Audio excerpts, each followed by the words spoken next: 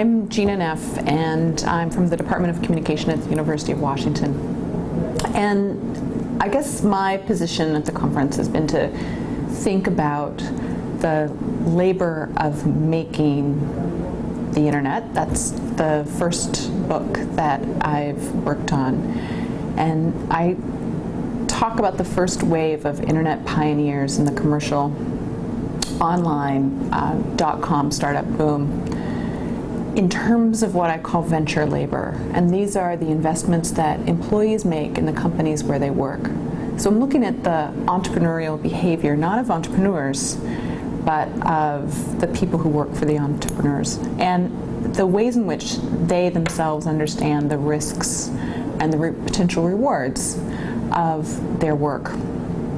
And I'm, in this talk at the conference, connecting that very early labor force of the internet to the social media era, the ways in which using a framework of risk and risk-taking can help us understand work in the contemporary moment. So when we look at making media broadly defined, who's making it, what are the risks in which they are undertaking, and what risks for whom are they bearing?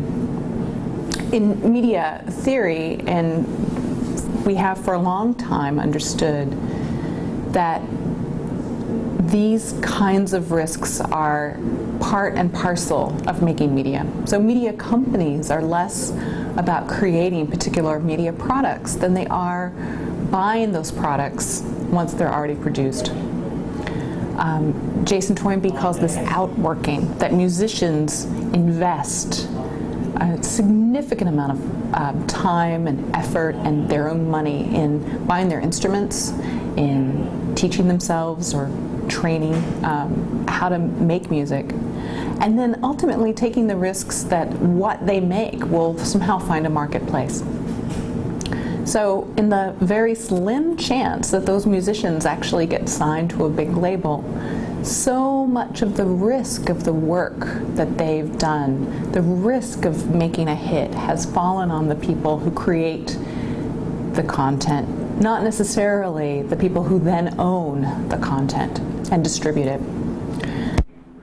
So in the work that I'm doing, I'm starting to connect this notion of venture labor that I used to describe the early .com boom to what I'm calling speculative labor and the labor of media making. And I guess one of the questions Trebor asked us to think about the space between the utopian and the dystopian, and that's been a theme that I've seen across the panels, that on the one hand, I think most people here are aware that there are fundamental changes happening to the way in which work is organized and the way in which work is structured. My perspective comes from a structural and organizational approach that basically says we need to think about people's attachment to the organizations that once sheltered them from the vagaries of the market. Other folks have